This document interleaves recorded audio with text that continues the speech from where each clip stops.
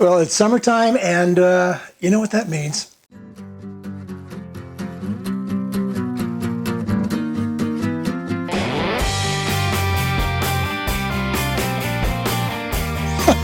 It means there's flies. I hate flies. There's one buzzing right over here. Hey, today is, I don't know what today is. Today is Sunday, June 16th, I think. Let me see. Yeah, June 16th. And I want to let you know about two very important events that happened last week. The first one, I turned 60. Can you believe it? I don't look a day over 65, I know.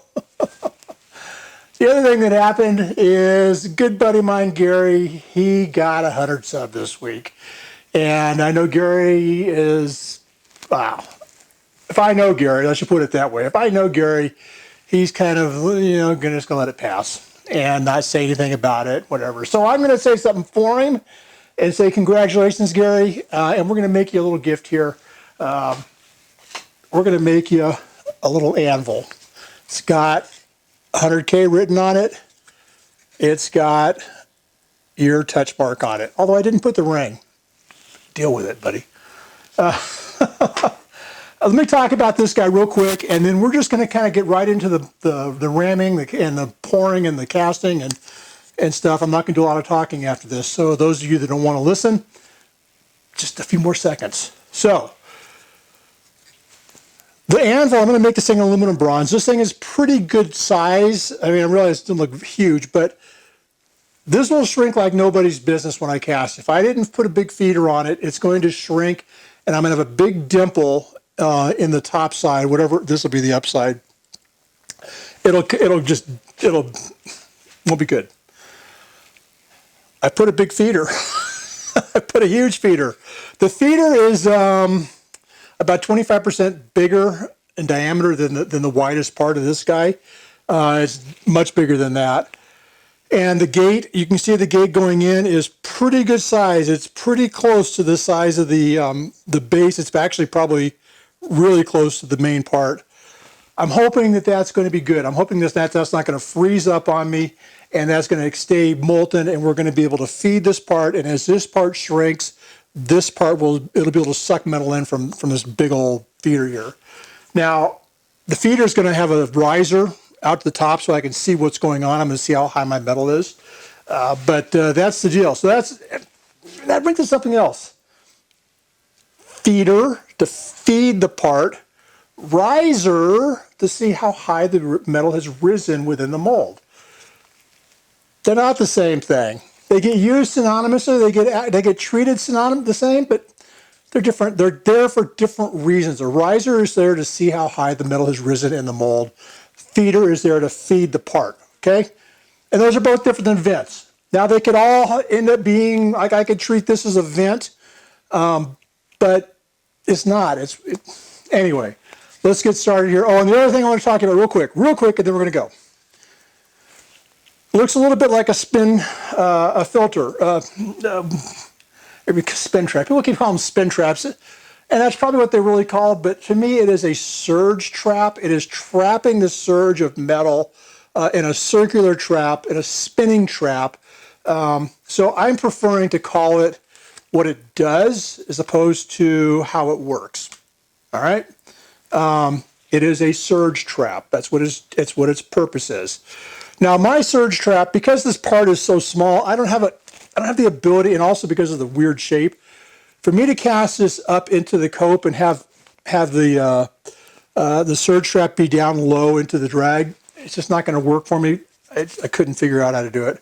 So it is in the drag, but it is basically it's at the same level as the bottom half of my feeder coming in. I'm still hoping the flow of metal will come in, the surge will come in, it'll wrap around, and it may actually even bypass this gate here and come in here and start to fill. And as it fills up, we'll see it start to enter into the part. But I'm reasonably sure it's going to take that flow that's coming in very fast, this direction, redirect it back, and I'm not going to have that jetting of material into the part. That's what it's there for. So I'm going to shut up and let's get this thing ramped up.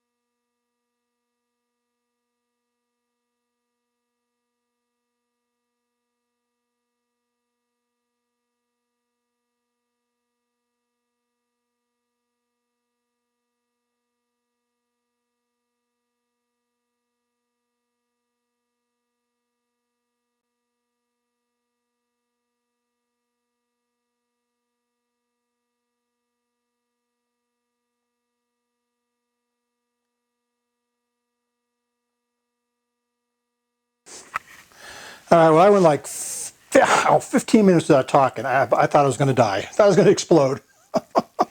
So let's just talk about what you just saw me do.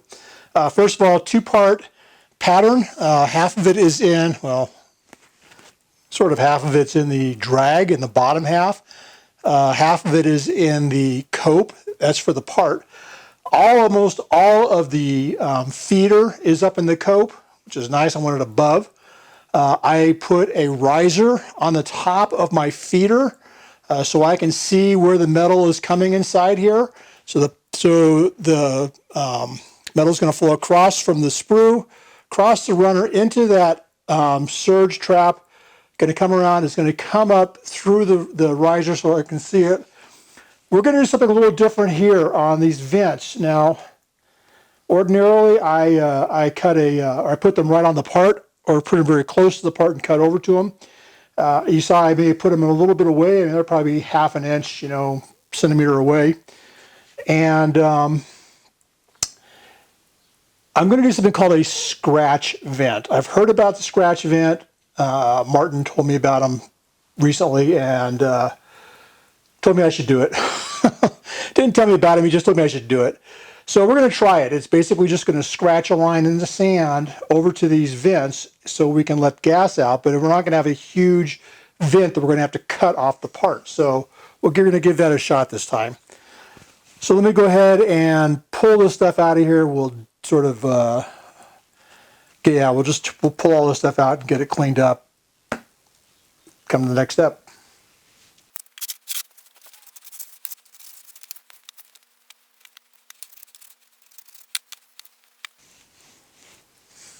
I know. It'd be a lot easier if I pulled this stuff out and just scraped it off, screeded it off. If I was doing concrete work, I'd be screeding it. Concrete or cement? Concrete. I think you cement aggregate together to form concrete. Probably makes sense. All right, so we got most of it off there. I'm going to go ahead and start pulling parts and scraping it clean.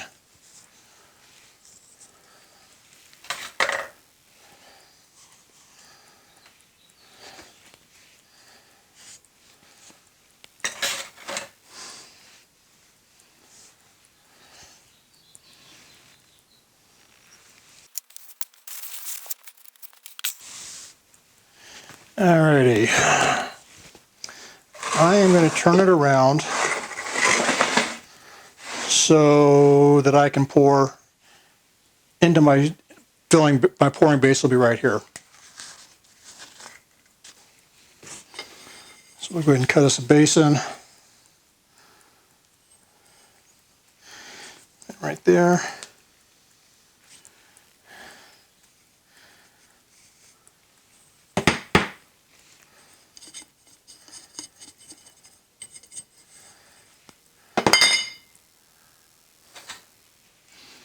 Pretty deep. I got a little carried away. Oh well.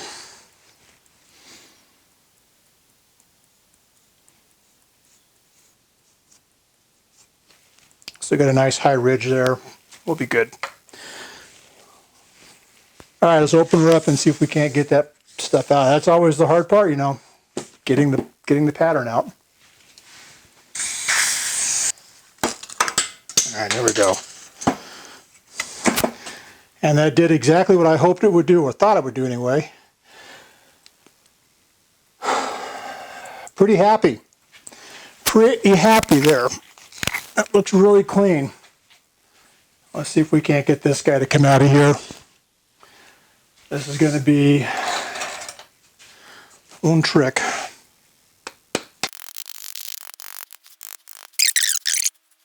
I don't care too much about what happens here. I'm mostly concerned about what happens there, but let's see if we can't get this guy out of here without being horrible.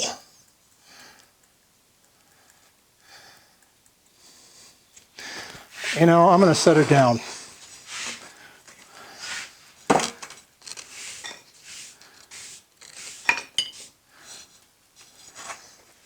going to set it down just like that and see if we can't get it out of there cleanly.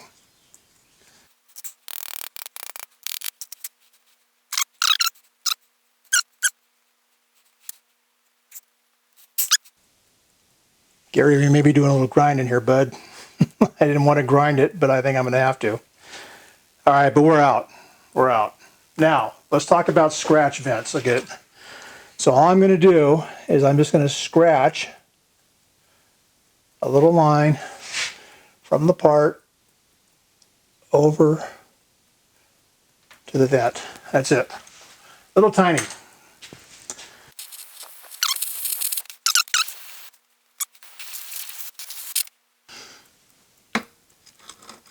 Line up.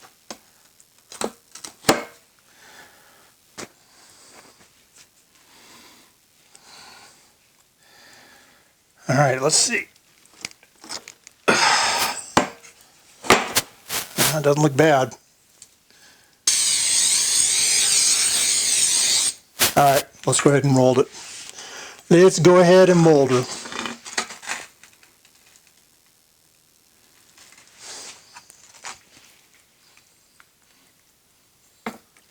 I say mold. I should have said cast. Let's go ahead and cast it. I think that's what we're going to do. Here we go.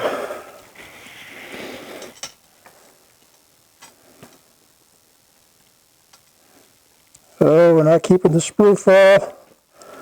And it is taking metal like nobody's business.